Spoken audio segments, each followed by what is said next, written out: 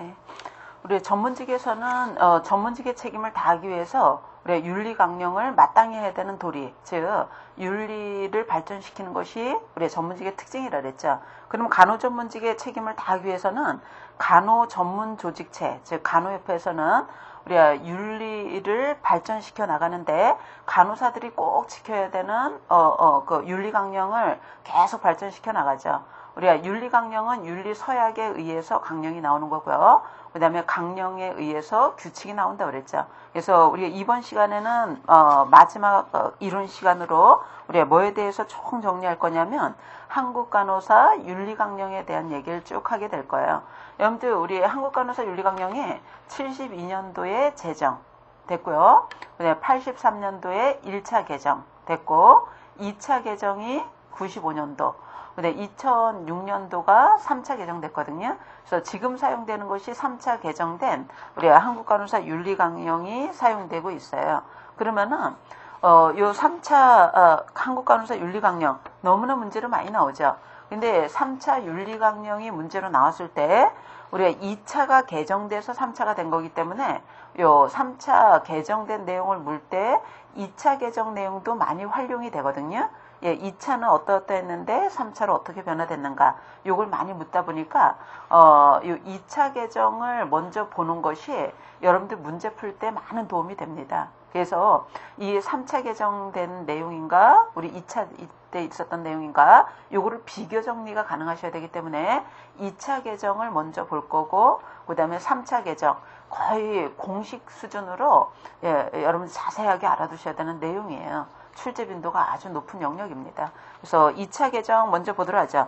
여러분들 윤리강령이라는 것이 한번 정하면은 고정불변이 아니잖아요. 이렇게 계속 변화하는 이유는 전문직으로서 윤리적인 책임을 다하되 우리가 상황이 바뀌기 때문에 윤리적인 책임을 다하는데도 우리가 다하기 위한 이 강령도 바뀌어져야 되더라는 거예요. 그래서 2차 강령 개정이 우리 2차 한국간호사 윤리강령 개정이 95년도에 있었는데 여러분들 첨부 자료 보시면은 2차 윤리강령 개정 때 첨가된 내용이 있거든요. 우리가 서문을 전문으로 바꾸고 그 다음에 세개 부분 강론으로 돼 있었는데 그러니까 1차 개정 때까지 세개 부분 강론으로 돼 있다가 2차 개정 때 11개 항으로 바뀌었어요. 그러니까 강론이 없어지고 11개 항으로 바뀌었고 그 밖에 2차 강령 때는 대상제 자율성 존중에 대한 것이 새로 신설됐고요. 근데 한국 문화의 전통을 감안해서 우리가 간호에 환자뿐만이 아니라 가족을 참여시킨다는 내용이 추가됐었고 학문적 발전을 위해서 연구활동에 관한 것이 추가됐고요. 그 다음에 간호에 대한 개별적 판단, 행위에 대한 책임을 진다는 우리 간호에 대한 책임이 추가됐고 또 환경에 대한 내용이 신설됐어요. 그래서 2차 개정 때는 이러한 것들이 바뀌면서 2차 개정이 이루어졌는데 우리 2차 개정 보시면은 2차 한국간호사 윤리강령은 전문, 본문 이렇게 돼 있죠. 서문이 전문으로 바뀌었다고 그랬잖아요. 그래서 전문, 본문 이렇게 돼 있고 전문에는 간호의 근본 이념, 간호의 기본 임무, 간호사의 역할, 윤리강령 제정 목적 요 네 가지를 명시했거든요. 간호의 근본 이념은 인간의 존엄성, 생명의 기본권을 존중하는 거다. 이렇게 밝혔고요. 간호사의 기본 임무는 네 가지로 밝혔죠. 건강 증진, 질병 예방, 건강 회복, 고통 경감 이렇게 제시했고 그 다음에 간호사의 역할은 어떻게 설명했냐면 우리가 대상은 개인, 가족, 집단, 지역사회가 되는데 우리가 간호라는 것이 간호사의 역할은 우리가 대상자에 대해서 전인적인 간호 중재도 하고 상담, 교육 등을 수행함으로써 대상자의 지식을 증진해서 건강에 관한 최선을 선택할 수 있도록 돕는 거라는 거예요. 간호사가 다 결정하거나 선택해 주는 게 아니라 스스로 선택하도록 돕는 게 간호다. 이렇게 정의를 했죠. 그 다음에 윤리강령을 제정한 목적은 뭐라고 얘기했냐면 인류 건강과 사회복지를 지향하는 것, 그 다음에 간호사업 발전을 도모하는 것, 그리고 간호사의 권익을 도모하고 전문인으로서 도덕적 의무를 실현하는 거다. 이렇게 밝혔습니다. 그래서 2차 개정 때 전문의 근본 이념, 기본 임무, 제정 목적, 간호사의 역할 이렇게 바뀌었는데 거기 윤리강령의 제정 목적에 밑줄 몇 가지 쳐놨잖아요. 이거 왜 쳐놓은 거냐면 3차 개정 때 바뀌었어요. 그래서 이게 2차 개정 때 간호사업 발전 도모라던가 간호사의 권익과 간호사의 권익, 요거는 2차 개정 때는 있었는데 3차 개정되면서 이게 삭제가 됐거든요. 그래서 요거는 2차 개정 때 있었다는 것 일단 염두하고 본문으로 갑니다. 우리가 2차 개정 때는 본문이 우리 1차 개정 때는 3개 부분 강론으로 돼 있었는데 우리 2차 개정되면서 11개 항목으로 바뀌었거든요. 그 11개 항목이 뭐뭐 들어갔냐면 우리 1항은 뭐 국적, 인정, 종교, 사상, 사회, 경제적 배경, 질병 종류를 불문하고 동등한 간호 제공한다. 이렇게 들어갔거든요. 여기서 꼭 기억하고 계셔야 되는 것이 동등한 간호라는 개념 기억하셔야 돼요. 이게 3차 개정되면서 없어졌기 때문에 우리 동등한 간호, 요건 2차 때 사용했던 용어 개념입니다. 일단 짚어주시고 그 다음에 두 번째 항에서는 2항에서는 우리 대상자의 특성을 인정하고 개별적 요구, 사생활의 권리를 존중한다. 그 다음에 3항이 간호사는 간호와 관련된 대상자의 정보에 대해서 신의를 지키고 정보 공유할 때는 우리 전문적 판단을 한다라는 것. 그 다음에 4항이 간호사는 대상자의 정확한 정보에 의해서 의사결정하거나 제공되는 간호를 선택하고 거부할 권리가 있음을 우리 존중한다라고 명시하고 있고요. 그다음에 그러니까 그 사항에는 간호를 선택하고 거부할 권리가 환자에게 있음을 존중한다라는 조항을 뒀다는 것. 일단 이것도 기억을 해두시고 그다음에 5항은 대상자와 가족에 대해서 개방적, 협동적이고 그들의 참여를 존중한다라고 그랬죠. 여기서 꼭 기억하고 계셔야 되는 것이 우리 3차 개정되면서 가족 개념이 빠졌거든요. 2차 때는 환자뿐 아니라 가족이 들어가 있다는 거 알아주셔야 돼요. 가족. 그 다음에 6항은 간호사는 업무 수준 향상을 위한 업무 수준 향상에 밑줄 쳐 있잖아요. 우리가 3차 개정되면서 이 내용이 바뀌었거든요. 그래서 업무 수준 향상을 위해서 표준도 설정하고 또 학문 발전을 위해서 요것도 밑줄 쳐놨죠. 요것도 3차 개정되면서 바뀌었기 때문에 일단 기억을 해주셔야 돼요. 간호 학문적 발전을 위해서 연구활동에 참여한다. 이렇게 명시하고 있죠. 우리가 표준 설정하는 거는 업무 수준 향상을 위해서라고 얘기했고 또 연구활동에 적극 참여하는 것이 간호학문적 발전이라고 얘기하고 있죠. 그래서 이게 3차 개정 때 바뀌었기 때문에 일단 2차 개정 때 이런 조항이 있었다는 것 일단 짚어주셔야 됩니다. 그 다음에 7항은 우리 실제적으로 가능한 최고의 간호를 제공하고 간호에 대한 개별적 판단과 행위에 대해서 책임을 진다라는 조항이 있죠. 여기서 꼭 기억하셔야 되는 것이 최고의 간호, 최고 수준의 간호라는 개념을 썼죠. 우리가 3차 개정되면서 이것도 빠졌거든요. 그래서 최고 수준의 간호라는 우리가 간호를 제공하며 라는 개념이 있었다는 것 일단 짚어주시고요. 그 다음에 8번째가 우리가 8항은 간호사는 간호직의 사회적 지위 향상과 권익 보장을 위해서 노력하고 전문적 조직 활동에 적극 동참한다라고 라는 항목이 8항입니다. 근데 거기서 밑줄 쳐놨듯이 간호직의 사회적 지위 향상과 권익 보장을 위해 노력 이 개념이 있었었죠. 우리가 3차 개정되면서 이것도 빠졌기 때문에 이 개념도 기억을 해주셔야 돼요. 그 다음에 9항은 간호와 관련된 모든 협동자의 고유한 역할을 존중하면서 협조해 간다는 거고 그 다음에 10번째가 타인에 의해서 안전과 건강에 위협을 받을 가능성이 있을 때라고 그랬죠. 여기서 타인이라는 개념을 썼거든요. 이게 3차 개정되면서 조금 변동됐기 때문에 요거 기억을 해주시고 그 위협받을 가능성이 있을 때 대상자의 보호를 위해서 적절한 조치 취한다는 것. 그 다음에 11번째가 대상자의 안전, 건강을 유지하고 증진하는 데 필요한 생태적, 사회경제적 환경을 향상한다라는 개념이 있었어요. 그래서 총 본문은 11개 항목으로 되어 있는데 밑줄 쳐놓은 거 있죠. 이게 3차 개정되면서 일부 변동된 개념이기 때문에 요거를 꼭 기억을 해주셔야 됩니다. 이제 문제는 3차 개정이 문제로 너무나 출제가 많이 되거든요. 근데 3차 개정에 관한 문제가 나왔을 때 우리 2차하고 어떻게 차이가 있는가를 알아봐야지 답이 나올 거예요. 그래서 우리 3차에 대해서 이제는 2차 중심으로는 나오지 않죠. 3차 한국간호사 윤리강령이 문제로 출제가 되는데 3차를 이해하기 위해서는 2차를 이해해야 되기 때문에 우리 2차 강령을 본 거고요. 3차 한국간호사 윤리강령 보도록 하죠. 2006년도에 개정됐다고 그랬잖아요. 우리 2006년도에 한국간호사 윤리강령이 개정이 됐는데 이때 강화된 내용이 뭐냐면 우리 취약계층 보호한다는 것, 건강환경 구현한다는 것, 윤리적 간호 제공한다는 것, 간호사가 건강과 품위 유지하는 것, 생명과학 기술과 더불어서 존엄성을 보호한다는 것, 이 5가지가 강화됐어요. 근데 우리 2차 강령에 건강환경에 대한 얘기가 있었잖아요. 그래서 그 시험 문제 나왔을 때 강화된 내용 그러면 이 5가지를 기억을 해주시고 새로 신설된 것 이렇게 했을 때는 건강환경 구현을 빼야지 답이 나오는 경우가 있고 이걸 넣어야지 답이 나오는 경우가 있어요. 그래서 이 건강환경 구현은 우리가 3차 되면서 더 강화된 내용이고 우리가 새로 신설된 내용은 아닙니다. 2차 때도 환경을 향상한다는 내용이 있었잖아요. 그래서 이걸 넣어야지 답이 될 수도 있고 빼야지 답이 될 수도 있다는 것 염두하시면서 문제가 어떻게 출제됐는가에 따라서 그거는 융통성 있게 아마 보셔야 될 거예요. 그래서 강화된 내용 그 5가지 봤고요. 그러면은 3차 한국간호사 윤리강령은 어떻게 구성이 되는가 자세한 내용 보도록 하죠. 이 내용을 볼 때는 2차 한국간호사 윤리강령과 비교 정리가 돼야 돼요. 그죠? 2차 때 있었던 게 그대로 있던 것도 있고 변동된 것도 있고 삭제된 것도 있고 뭐 이런 거죠. 우리가 3차 한국간호사 윤리강령은 크게 전문가, 본문 이렇게 돼 있습니다.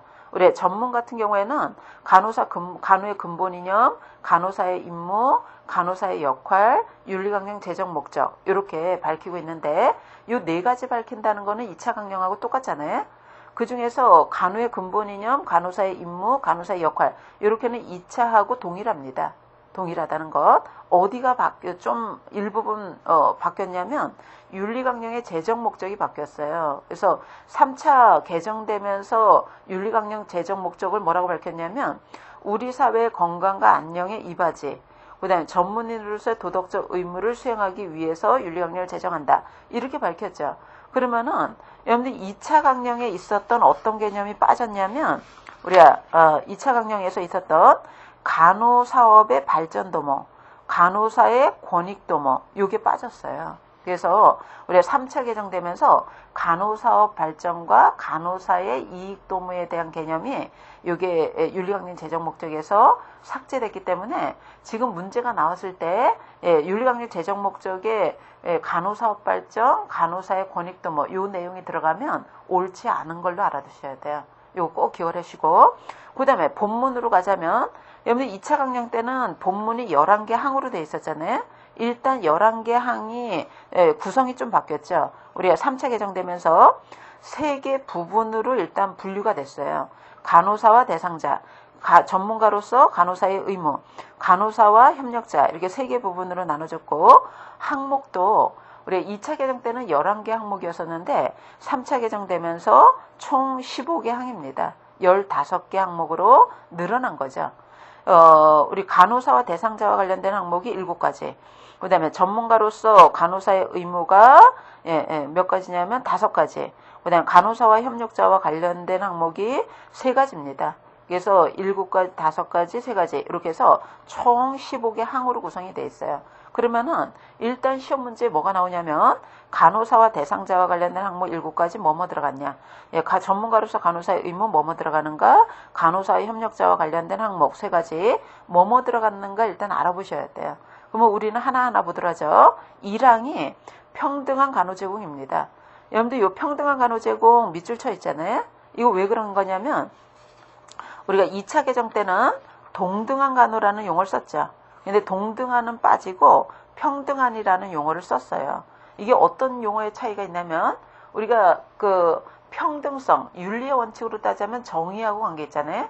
여러분들 정의 또는 공평이라는 건데 우리가 2차 개정 때는 동등한 간호라고 그래서 분배로 따지자면 획일 분배예요. 똑같이 한다는 거거든요. 근데 동등한하고 좀 용어 개념이 약간 다른 게 평등한은 약간 다릅니다. 평등은 대상자의 상황을 고려해서 공평하게 한다는 의미예요. 획일적으로 똑같이 한다는 거라기보다 우리가 상황을 고려했을 때 공평성 있게 한다는 의미거든요. 그래서 이런 의미를 담고 있는 우리가 평등한 간호, 평등한이라는 용어로 바뀌었다더라는 거 알아보시면 되겠고, 그 다음에 2항 같은 경우는 개별적 요구 존중에 관한 내용인데, 요거는 2차 때도 있었던 내용입니다. 그 다음에 3항이 비밀 유지죠. 비밀 유지. 요것도 2차 때 있었던 내용이고, 그 다음에 4항 같은 경우에는 알 권리 및 자율성 존중이라는 항목이죠. 여러분들 2차 때는 뭐라고 그랬냐면 2차 때는 2차에 간호를 선택하고 거부할 권리가 있음을 존중한다 라고 그랬잖아요. 요거에 관한 내용인데, 근데 3차 개정되면서 자율성이라는 용어를 썼어요. 그래서 우리가 3차 개정되면서 우리가 알 권리 및 자율성이라는 용어가 우리가 새롭게 사용됐다는 것 알아두셔야 되죠. 그래서 대상자가 정확한 정보 제공 설명에 의해서 의사결정하도록 돕고 대상자가 간호 행위를 선택하거나 거부할 권리가 있음을 존중한다. 2차 때도 있었잖아요. 그런데 우리가 3차 때 개정되면서 우리가 자율성이라는 용어가 사용되기 시작했다는 것 알아두셔야 되겠고요. 그 다음에 5항 같은 경우에는 대상자 참여 존중입니다.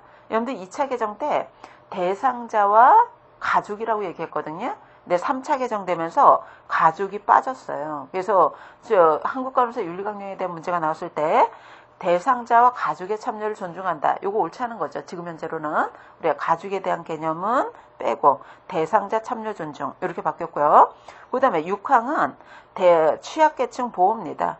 우리가 노인, 여성, 아동, 장애인 취약계층에 대해서 옹호하고 돌본다. 모든 사람을 공평하게 간호하되 이 취약계층에 대해서 우리가 더 우선순위를 보호한다는 거예요. 그래서 취약계층을 보호한다는 개념은 새로 추가된 항목이에요. 신설된 항목입니다. 새로 추가됐다더라. 이렇게 알아주시고, 그 다음에 건강환경 구현이 있죠. 여러분들 건강환경 구현에 대한 거는 2차 때 11항에도 있었잖아요. 그런데 3차 개정되면서 어떤 용어를 썼냐면 우리가 간호사는 대상자를 환경오염, 빈곤, 재해로부터 보호하고 건강한 환경을 유지함을 그 밑줄 쳐놨죠. 사회적 책무를 수용한다 라고 그랬잖아요. 우리 2차 때는 그냥 건강을 우리 환경을 향상한다 라고 얘기했다면 3차 개정되면서 건강환경 구현을 사회적 책무로 받아들여야 된다는 거잖아요. 그래서 건강환경 구현은 우리가 이번에 3차 개정되면서 더 강화된 내용이다. 이렇게 보셔야 돼요. 새로 신설됐다기보다는 우리가 사회적 책무로 받아들인다는 것은 2차 때보다 더 강화된 내용이라고 볼 수 있거든요. 그래서 강화됐다. 이렇게 평가할 수 있습니다. 그래서 간호사와 대상자와 관련된 항목 7가지 뭐뭐 들어가는가 알아보셔야 되고 2차 때와는 좀 다른 용어를 썼잖아요. 평등한. 그 다음에 자율성이라는 용어를 사용하게 됐고 가족에 대한 개념이 빠지고 대상자만 남았고요. 취약계층 보호 새로 추가됐고 건강환경구현은 2차 때도 있었지만 더 강화됐다. 이렇게 정리할 수 있습니다. 그 다음에 전문가로서 간호사의 의무에 대한 얘기로 넘어가도록 하죠. 요거와 관련된 항목이 5가지잖아요. 책무, 교육연구, 전문적 활동, 윤리적 간호 제공, 건강 및 품위 유지. 이 5가지 항목이 전문가로서 간호사의 의무에 들어갑니다. 먼저 8항의 책무 보도록 하죠. 일단 책무에 밑줄 쳐놨죠. 여러분들 우리 책임이라는 용어를 쓰지 않고 책무라는 용어를 썼거든요.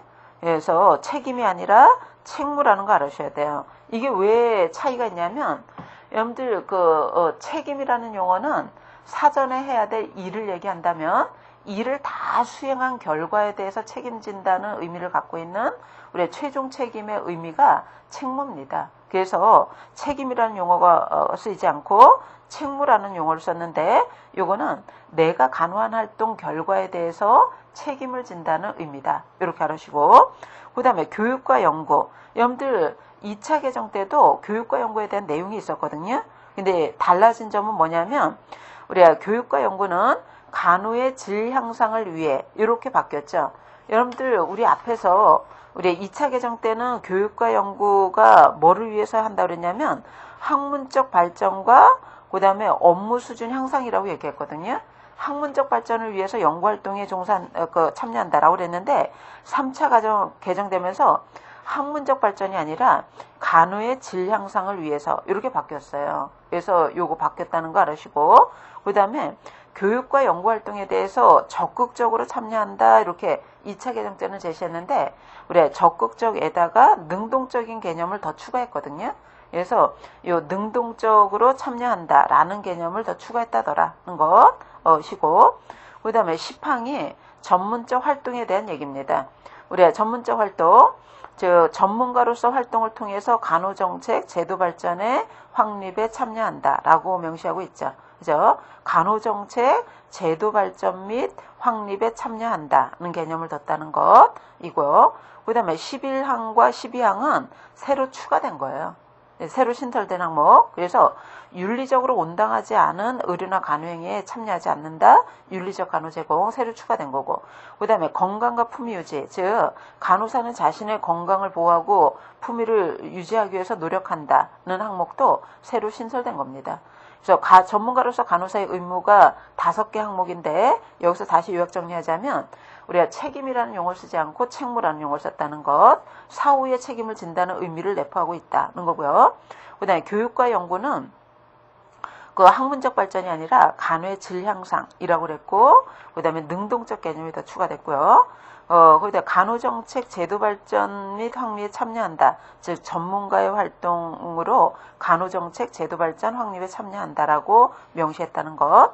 그다음 윤리적 간호 제공과 건강 품위 유지는 새로 신설된 항목이다. 이렇게 우리 요약 정리해 볼 수 있어요. 그다음에 마지막으로 간호사와 협력자에 대한 내용이 있죠. 예, 이게 3개 항목인데요. 13항은 협력에 대한 거예요. 근데 요거는 2차 때 있었던 내용입니다. 그래서 관련된 사람과 협력한다는 조항은 2차 때 있었던 게 그대로 남았고요. 그 다음에 14항은 대상자 보호에 대한 거거든요. 이 대상자 보호도 2차 개정 때 있었던 내용입니다. 근데 달라진 점은 뭐냐면 2차 때는 타인에 의해서 안전과 건강의 위협을 받을 때 대상자 보호한다, 이렇게 명시했다면 3차 개정 때는 타인이 뭐로 바뀌었냐면 우리 협력자로 바뀌었어요. 그래서 협력자에 의해서 대상자가 건강과 안전에 위협을 받을 때 우리가 적절한 조치를 취해야 된다라고 우리가 용어가 타인에서 협력자로 우리가 바뀌었다더라는 거 이해하시고, 그 다음에 15항은 생명과학기술과 존엄성 보호인데, 요거는 새로 추가된 항목입니다. 신설된 항목.